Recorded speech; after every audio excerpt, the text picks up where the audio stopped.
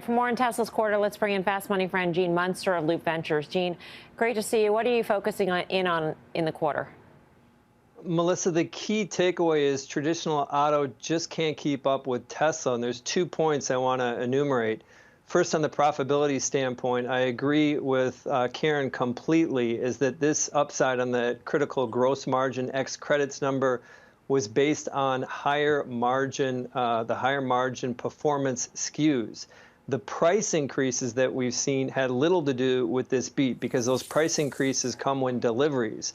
Many of those deliveries are pushed out 3, 4, 5 months, and so we're going to see that price increase layering forward. So when we think about the gap between Tesla and traditional auto, just beyond the specifics of the numbers, is it the profitability, and why are Tesla consumers paying up for these performance models? Essentially, to jump the line to get them sooner is because they want their products, and other automotive companies just simply don't have that demand for their EVs. And second is what happened with their tax credit revenue. This is a metric, a line item that largely gets ignored. It's basically when Tesla sells these compliance certificates to other automotive companies that aren't making enough EVs. And the quarter was $690 million. Last quarter was $314 million. They had been giving guidance that that number would decline over time as more automotive makers, the traditional ones, made more EVs. They wouldn't need to purchase these credits. And so ultimately, that surprise is testimony to the strength that Tesla is having competitively. So I think that the takeaway is it's not a good spot. This is not a good quarter for traditional auto. Gene, I'm curious to whether or not you think what's going on in Shanghai, the shutdown, will affect ultimate numbers for the second quarter and for the year. It will. We're obviously going to hear some of that on the call. My guess is it's somewhere between 30 and 40,000 vehicles, assuming that things get back up and running in early May. That would amount to about 2.5% of total deliveries in 2022. So it is measurable, but it is transitory, assuming I do believe it's transitory, and I think investors are largely going to look past it. And Gene, when we think about Tesla versus the traditional automakers, are we, in the Tesla deck, what struck me was sort of them highlighting the advantages they have in terms of their in-house production, the simplification of the production process, fewer number of parts that are cast, the 4680 in-house cells that were delivered with cars for the first time out of Texas. I mean, these sorts of things, it seems like it's a deeper moat versus some of the traditional automakers. Or do these other automakers also have that sort of technology in the works? First, Melissa, I'm impressed at just the level of detail there. Second is that there is a distinction, a gap. And I would just simply look at 2 videos. Look at the video, do a video flyover, a drone, some video of Gigafactory Texas. Compare that to GM's new electric vehicle factory that they just came out with.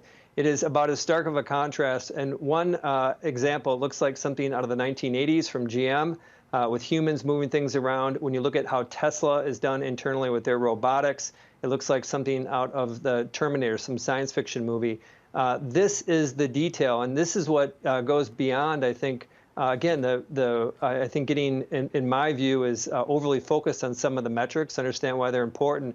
But the bigger picture is what you're talking about on the production side, the machine that makes the machine. That also is something that doesn't come through in these numbers tonight. You don't see it.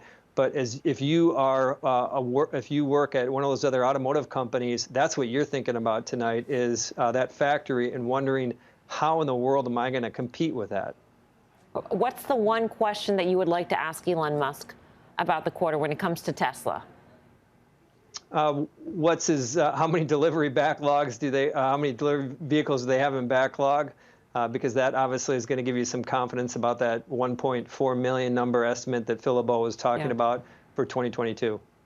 All right, thanks, Gene. You're going to stick around for us, so we'll see you a little bit later. Let's trade this meantime. Karen, how are you feeling about traditional automakers? Not good, not good.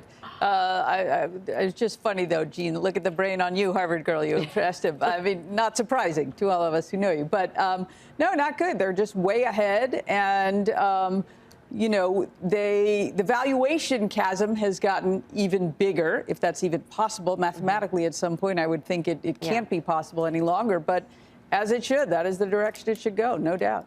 Or is this the moment, Dan, where Tesla's on the cusp of facing very steep competition that everybody else is underestimating? That's what Michael Burry thinks. I mean, listen, I don't mean to sound so churlish about the story. Someone just tweeted, at me that says Dan hates Tesla. I don't hate Tesla. He's obviously doing an amazing job. They're executing. I actually hate the stock. And I've been in this business for 25 years, and we've seen stocks like this before. Maybe not get to $1 trillion based on this sort of sentiment, based on the founder, based on the period in which we are and feeling about the disruption within a specific industry.